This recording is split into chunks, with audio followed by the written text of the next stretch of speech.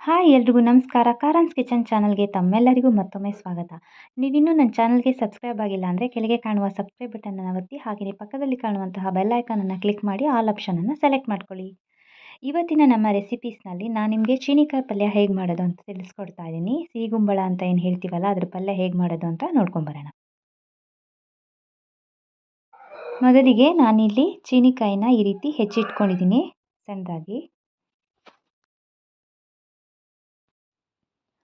ಮೊದಲಿಗೆ ಒಂದು 2ರಿಂದ 3 ಚಮಚ ಎಣ್ಣೆಯನ್ನು ಹಾಕಿದ್ದೀನಿ. ಹಾಗೆಯೇ 1 ಚಮಚ ಕಡಲೆಬೇಳೆಯನ್ನು ಹಾಕ್ತಾಯಿದ್ದೀನಿ. ಹಾಗೆಯೇ 1 ಚಮಚ ಉದ್ದಿನಬೇಳೆಯನ್ನು ಹಾಕ್ತಾಯಿದ್ದೀನಿ. ಹಾಗೆಯೇ 1 ಚಮಚ ಸಾಸಿವೆ ಕಾಳನ್ನು ಹಾಕ್ತಾಯಿದ್ದೀನಿ. ಇದೆಲ್ಲದನ್ನು ಹಾಕಿ ಹೀಗೆ ಫ್ರೈ ಮಾಡ್ಕೊಳ್ಬೇಕು. ಈಗ ಇದಕ್ಕೆ ಒಂದು 2ರಿಂದ 3 ಪೀಸಷ್ಟು ಒಣಮೆಣಸಿನ್ಕಾಯನ್ನು ಹಾಕ್ತಾಯಿದ್ದೀನಿ. ಈಗ ಇದಕ್ಕೆ ನಾನು ಕರಿಬೇವಿನ ಎಲೆಗಳನ್ನು ಹಾಕ್ತಾಯಿದ್ದೀನಿ ಸ್ವಲ್ಪ. ಹಾಗೆಯೇ ಒಂದು 2 ಚಿಟಿಕೆಯಷ್ಟು ಅರಿಶಿಣ ಪುಡಿಯನ್ನು ಹಾಕ್ತಾಯಿದ್ದೀನಿ. ಇದೆಲ್ಲದನ್ನು ಹಾಕಿ ಈ ರೀತಿಯಾಗಿ ಫ್ರೈ ಮಾಡ್ಕೊಳ್ಳಿ.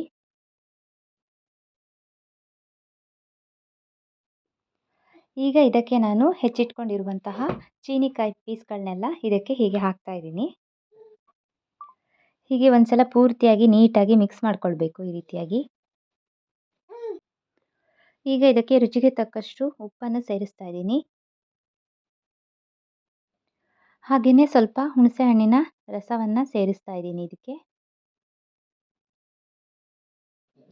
ಇದನ್ನು ಈ ರೀತಿ ಮಿಕ್ಸ್ ಮಾಡಿಕೊಂಡು ಇದನ್ನು ಒಂದು 1/4 ಗಂಟೆಯಿಂದ 20 ನಿಮಿಷದಷ್ಟು ಬೇಯಿಸ್ಕೊಂಡ್ರೆ ಸಾಕು. ಇದು ಬೇಗ ಬೇಯುತ್ತೆ.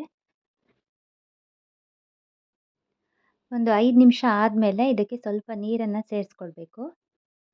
ಒಂದು 1/4 ಗ್ಲಾಸ್ನಷ್ಟು ನೀರು ಸಾಕು ಇದಕ್ಕೆ. ಹಾಗೆಯೇ ಮತ್ತೆ ಮುಚ್ಚಿಟ್ಟು ಇದನ್ನು ಸ್ವಲ್ಪ ಹೊತ್ತು ಬೇಯಿಸ್ಕೊಳ್ಳೋಣ. ಈಗ ಇದಕ್ಕೆ ಮಸಾಲೆಯನ್ನು ರೆಡಿ ಮಾಡ್ಕೊಳ್ಳೋಣ. ಒಂದು ಮಿಕ್ಸಿ ಜಾರ್ಗೆ 1 ಕಪ್ನಷ್ಟು ತೆಂಗಿನಕಾಯಿ ತುರಿಯನ್ನು ಹಾಕ್ತಾಯಿದ್ದೀನಿ. ಹಾಗೆಯೇ 1 ಚಮಚದಷ್ಟು ಸಾಸಿವೆ ಕಾಳನ್ನು ಹಾಕ್ತಾಯಿದ್ದೀನಿ.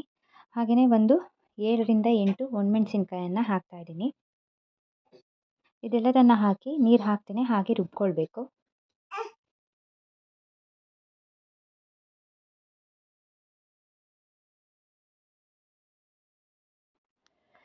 ಈ ರೀತಿ ತರಿಯಾಗಿ ರುಬ್ಕೊಂಡಿದ್ದೀನಿ.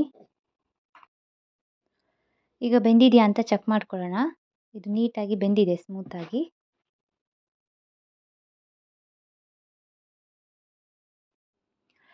ಈಗ ಇದಕ್ಕೆ ರುಬ್ಬಿಟ್ಕೊಂಡಿರುವಂತಹ ಮಸಾಲೆ ಮಿಶ್ರಣವನ್ನು ಆ್ಯಡ್ ಮಾಡ್ತಾ ಇದ್ದೀನಿ. ಅದನ್ನು ಹಾಕಿ ಈ ರೀತಿ ಒಂದ್ಸಲ ನೀಟಾಗಿ ಮಿಕ್ಸ್ ಮಾಡ್ಕೊಳ್ಬೇಕು.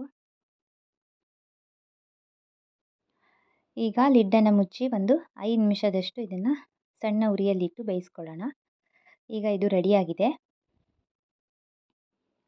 ನೋಡಿ, ಈಗ ಬಿಸಿ ಬಿಸಿಯಾದ ಚೀನಿಕಾಯಿ ಪಲ್ಯ ರೆಡಿಯಾಗಿದೆ. ಇದು ರೈಸ್ ಜೊತೆಗೆ ರೊಟ್ಟಿ ಜೊತೆಗೆಲ್ಲ ತುಂಬಾ ಟೇಸ್ಟಿಯಾಗಿರುತ್ತೆ. ನೋಡಿದ್ರಲ್ಲ ಚೀನಿಕಾಯಿ ಪಲ್ಯ ಹೇಗೆ ಮಾಡೋದು ಅಂತ. ಈ ರೆಸಿಪಿ ತಮ್ಮೆಲ್ಲರಿಗೂ ಇಷ್ಟ ಆಗಿದೆ ಅಂತ ಅಂದ್ಕೊಂಡಿದ್ದೀನಿ. ಇಷ್ಟ ಆದರೆ ಒಂದು ಲೈಕ್ ಮಾಡಿ. ಹಾಗೆಯೇ ಫ್ರೆಂಡ್ಸ್ ಮತ್ತು ಫ್ಯಾಮಿಲಿ ಮೆಂಬರ್ಸ್ಗೆ ಶೇರ್ ಮಾಡಿ. ನನ್ನ ಚಾನಲ್ಗೆ ಇನ್ನೂ ಸಬ್ಸ್ಕ್ರೈಬ್ ಆಗಿಲ್ಲ ಅಂದರೆ ಸಬ್ಸ್ಕ್ರೈಬ್ ಮಾಡ್ಕೊಳ್ಳಿ. ನಾಳೆ ಇನ್ನೊಂದು ಹೊಸ ರೆಸಿಪಿಯೊಂದಿಗೆ ಮತ್ತೆ ಸಿಗ್ತೀನಿ. ಬಾಯ್.